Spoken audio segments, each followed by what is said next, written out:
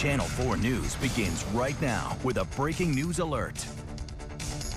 Good evening. We're following that breaking news alert in Julington Creek Plantation. Deputies with the St. Johns County Sheriff's Office say they've responded to a report of domestic violence and they believe 1 or 2 people are dead. The scene is a home on Loveland Place. We have a crew headed there and we'll bring you more details just as soon as they become available. Now, new information on the school bus driver blamed for this crash yesterday morning. 8 students were sent to hospitals. Channel 4 has obtained the driving record of that school bus driver. We're learning this isn't the first time she's been in trouble on the road, and we're asking why was she allowed to be a school bus driver? Pamela Newman was cited for a collision with a pickup truck on the west side. Here's what police say happened. Newman was trying to make a left turn from Roosevelt Boulevard onto Collins Road. She had a green light but did not have a green arrow. Newman turned and the bus smashed into the truck coming in the opposite direction. She received a ticket for failing to yield right of way. Now, we have learned she was cited for the exact same violation years ago, along with other traffic offenses. Channel 4's Jim Piggott is joining us now live from school district headquarters. Jim, did school officials know about these violations? They did, Tom. You know, we received the records today and then looked at her record, her driving record on that. And a lot of this happened before she was a bus driver. This bus accident that sent 8 students to the hospital has parents talking, wondering who's driving your kids.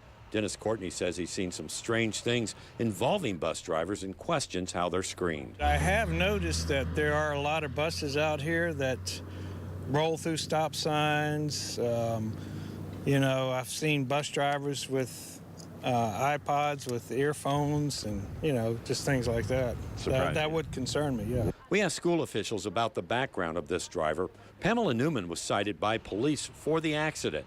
No one at the school board would go on camera and answer our questions. All they told us is that she was hired a year ago by Durham. After checking driving records today, here's what we found out about her. The first thing is she's received a temporary license for 1 year issued in 2006. Newman's records indicates that she was involved in a crash in 2005. More details on her record shows that in 2002, she was cited for driving on the wrong side of the road. In January of 2005, she ran a stop sign and later that year was cited for careless driving. In 2008, failure to yield the right-of-way. And Newman received a seatbelt violation in 2010. We went to her home to see if she wanted to talk about the accident and her record. No one was there. So how are bus drivers hired? School officials sent us this list of criteria. They have to have 5 years of driving experience, be fingerprinted, and hold a valid commercial driver's license. They must complete 40 hours of training, which includes driving and classroom instruction. They also look at past driving records and rank it on a point system. For Newman, since most of her traffic infractions happened 6 years before she took the job, her points were not enough to avoid being hired. You know, this afternoon, the school board did release this statement. They said that the district establishes a safe driver plan that holds all bus operators accountable for the safe transport of students. As in common practice, they said they will work with the transportation providers to investigate these recent bus accidents and to take any appropriate action. And I will say on one thing, when they do look at those driving records, if there are some serious infractions like DUIs and other things like that, speeding, causing accidents, they go back 10 years on that. They did not find that in this case. We're live from the school board building. Jim Piggott, Channel 4, the local station.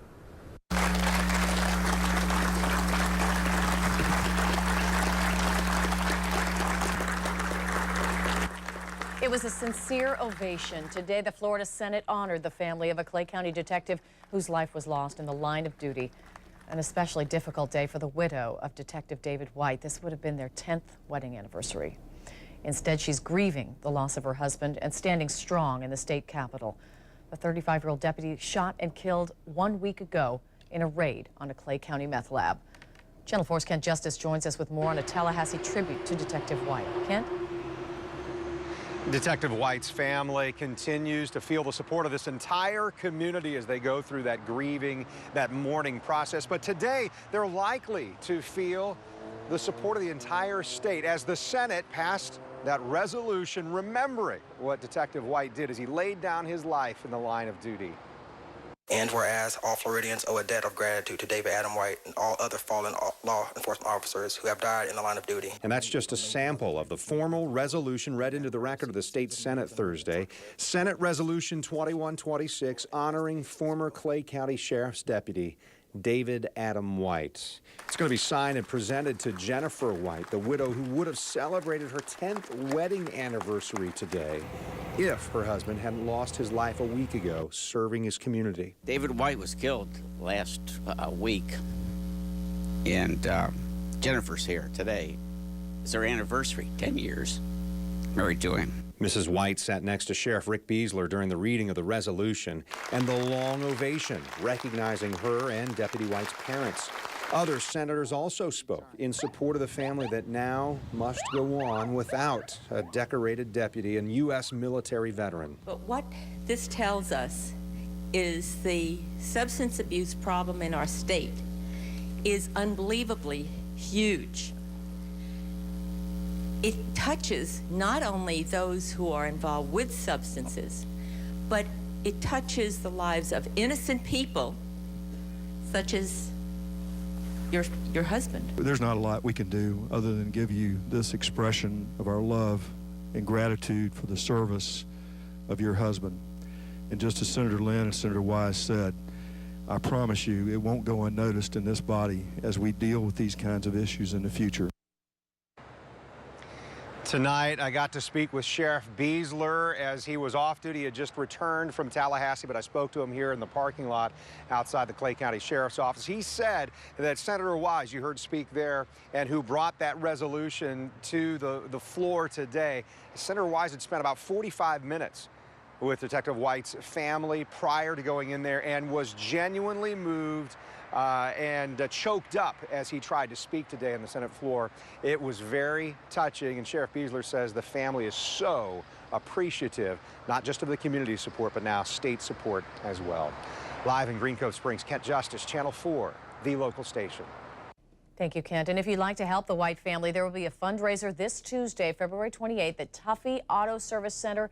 That's off of Beach Boulevard. $10 from all oil changes or 10% of all other services will be donated to Detective White's family. This fundraiser will run from 8:30 in the morning, that's next Tuesday, until 5 o'clock at night.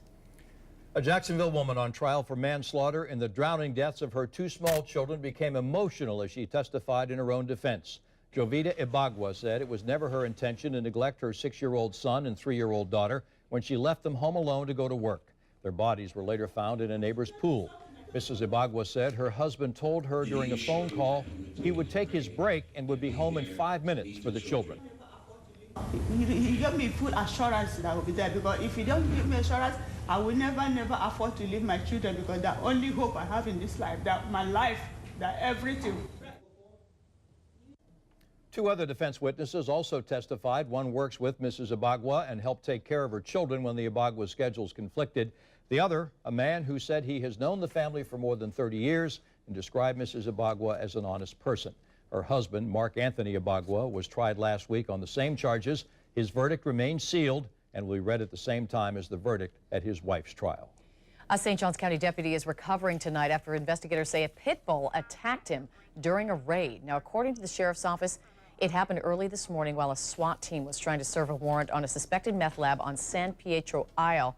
Investigators say 2 pit bulls came running out of the home. One bit a deputy in the leg. Deputies shot at the 2 dogs, and that's when investigators say a 3rd dog came out of the house. The deputy was treated immediately on the scene. As for the dogs, one was shot and killed. Another was euthanized, and investigators say the 3rd is missing. A frightening thought for neighbors who say they were too afraid to go on camera. It's not good. I wouldn't want to let my little ones around, or anyone as far as that goes, to be around it. Police arrested these 2 brothers, Wiley and Robert Horsley. Police say they were inside the home and have been charged with possession of drug paraphernalia. Deputies are still searching for one other person. We continue to follow breaking news in St. Johns County and Julington Creek Plantation. A report of domestic violence. 1 or 2 people may be dead. We'll bring you details as soon as we have them. Also coming up, a Northside woman gets a scare, a phone call from her son who said he'd been struck by lightning. How this 13-year-old boy is doing now after he was rushed to the hospital. That's ahead.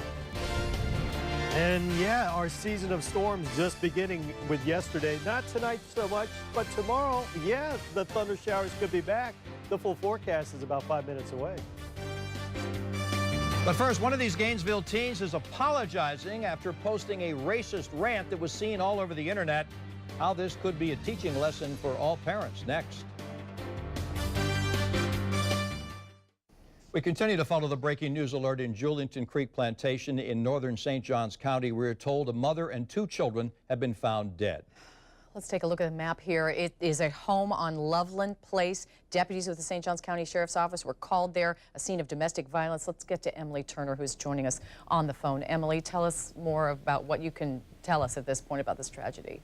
Tom, Mary, this is just a heartbreaking story. I've just spoken to the Sheriff's Office officials in St. Johns County, and they're not giving a whole lot of information at this point. But what I can tell you is that a family member showed up to this home just right near Julington Creek and found a mother and her 2 children, all 3 of them dead. At this point, we don't know the ages of the 2 children or the sex of the relationship specifically between them, or even why this happened. That's all part of the investigation. The Sheriff's Office is still working to contact the family members of the mother and the 2 children, so we'll hopefully be getting some more information here in the next couple of minutes. In fact, we know that the St. Johns County Sheriff's Office, the sheriff himself is on scene, and we're expecting an update from him hopefully within the next 30 minutes that will give us some more information. But in the meantime, we don't know how they died or why, just that there are a family of 3, a mother and her 2 children are dead just near St. John's, or just near Julington Creek Plantation in St. Johns County. Emily Turner, Channel 4, the local station. Of course, we'll continue to follow this and bring you new information as soon as we hear from the sheriff.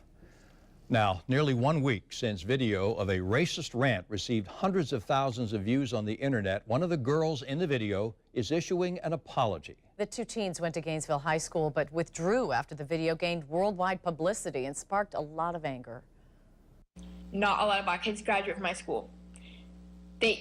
They don't make a living for themselves. They just drop out of high school. I'm gonna have kids. I'm gonna get a welfare check. I'm gonna get my GED. I'll get my GED. I'm gonna go work at McDonald's, and if I keep having my babies, Shaniqua, Liko, and Jaqueque, I'll keep getting my welfare check for having my babies. Well, Channel 4's Vic Michelucci viewed the girl's apology and spoke with a child psychologist about the lessons parents and kids can learn from this situation. He's joining us now with more. Vic. Mary, much of what's in the original 2 videos is just too racist, too vulgar for television. I'll just tell you there were some very offensive things said. But in this apology video, one of the girls is speaking out, saying she's sorry. What she said was ignorant, and she never meant to hurt anyone. They don't make a living for themselves. They just drop out of high school. I'm gonna have kids. I'm gonna get a welfare check. I'm gonna get my GED. It's the racist rant heard around the world. This video, posted by 2 Gainesville high school students last week, is filled with negative slurs against African Americans. And it sparked a virtual firestorm, getting hundreds of thousands of views and comments online. The girls took a lot of heat for it and withdrew from school almost immediately. There's no place for that in the Alachua County public school system, and in my opinion, no place for that in society in general. And then a few days later, another very similar video surfaced, this time out of South Florida. Well, guys, if you're watching this video right now, then do have weed. There's no word from the teens responsible for that one, but we've heard a lot from the Gainesville students and their parents. They issued a written apology and asked for forgiveness. And the girl you saw sitting on the right even uploaded a video to YouTube, the same site that got her in so much trouble. I wasn't thinking that this many people would have ever seen it, would have ever gotten hurt by it. And I'm so sorry to everyone who did. I showed the rants and apologies to psychologist Dr. Dina Richmond. She says the girls in the video are rightfully ashamed of what they posted, and it's a teaching moment for other parents. You could actually show them the video and have them, what do they think about it and how do they feel? Richmond says the videos may be too inappropriate to show to younger children, but that doesn't mean parents can't talk about the issues that are at hand. Through Black History Week, having them learn about the history and that all people deserve equal rights. Now, when I spoke with Gainesville High School's principal this morning, he told me he's trying to make the best out of a very bad situation by teaching the valuable lessons that everyone has learned. And he believes that his student body has grown closer through all this. This week, he's encouraging students to wear orange, which is the official color of racial tolerance. Tom? Thank you, Vic. A Northside woman says she received a frightening phone call from her son. He told her he may have been struck by lightning. Teresa Sitlin says it happened while her son was playing soccer yesterday. Her 13-year-old called and told her he had no feeling in his upper arm and had a very bad headache. Sitlin says her son was walking and talking without any problems, but she immediately took him to Baptist Hospital. She says a doctor confirmed her son was feeling the effects of a strong electric current. Sitlin says her son still does not have any feeling in his upper arm. He did not go to school today, and she will take him to see his doctor tomorrow. It's your hour-by-hour forecast from the Weather Authority to help plan your day, only on Channel 4.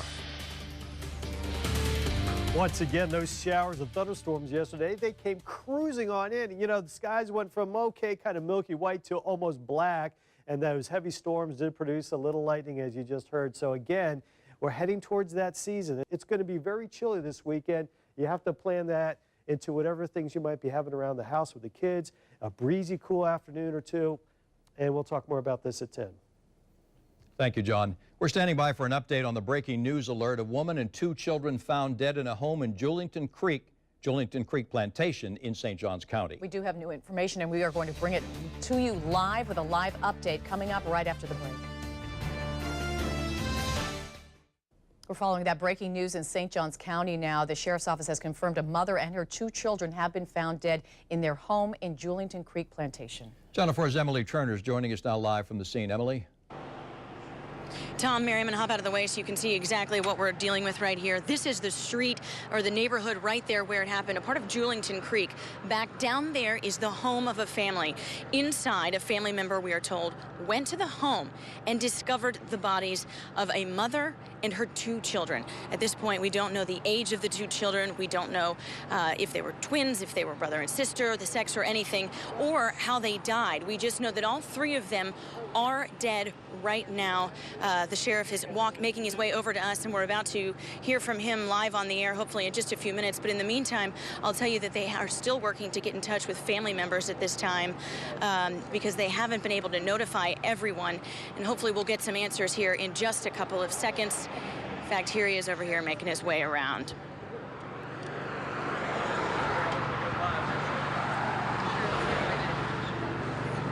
How are you? The St. Johns County Sheriff's Office received a call sometime after 4:30 this afternoon from some family members that had come by a home here in northwest St. Johns County to check on the welfare of some family members. They entered the home. They discovered a woman and 2 school-aged children were deceased. They immediately called the Sheriff's Office. We've secured the scene. We're processing the scene. We still have notifications of some next of kin that need to take place. We'd like for them to hear it from us. We've notified the school board. These 2 children were school children here in St. Johns County. There's no signs right now that there was any forced entry into the home. We have got the neighborhood saturated, and we're talking to all of the residents in the neighborhood. We're right in the middle of this investigation. Information is still developing as we speak. So we will put that out to you as soon as we can. How did they die? We don't want to really get into the mechanism or the cause of death yet, quite frankly. We're still working through these issues. I know there's not a lot of information now, except we've got 3 people, a mother and her 2 school-aged children that are deceased. And we're processing the scene, and we're notifying next of kin. We've got our victim advocates linking up with family members that we have talked to. We've got a couple of other very close family members we're looking for right now, so that we can make some notifications. Can you be any more specific on the age or sex of the children? I don't really want to give sex, but I will tell you they were elementary school age children. I don't want to give sex because there could be a family member out there, and I realize that we're going to be reporting as this goes on, but we want to hold some of that information, and quite frankly, some of it we don't even know yet because it's. Can you tell us, should the community be concerned? Say that again? Should the community be concerned? We do not see any. We have no indications that the community should be concerned. In the event that we do, we'll notify people immediately, but we don't see that right now. So you're not looking for anyone? We're not looking for suspects right now. We're still developing the crime scene. When you say that a family member showed up to check on their welfare, was that because they were concerned they hadn't heard from them? Why did they show up? Don't really know yet. We had family members that came by because they were just checking on the welfare. Why they came, we're literally, as you can see, it's only been a short time since this call came down. So we're literally gathering that information. Does it appear like they'd been inside the home dead for a long time? I can't even say that. I'm sorry. It appears that's the case. Is there a second parent in the equation? Well, we're looking for other family members, and there could be another parent out there that does not know this yet. So we're just trying to, it's a tough time right now. It's a tough time for everybody, the neighbors, the family, the law enforcement officers that show up to these types of scenes. So we're just trying to get our facts and make sure we've got the right information. And we're going to put it out to there. Our public information officers will be available all evening to make sure that all of you have the information that you need. And what is the next step for you guys? Well, the next step right now is to continue to process the scene of the incident, to find out what we can, to find out what happened, quite frankly, and to make notifications to next of kin.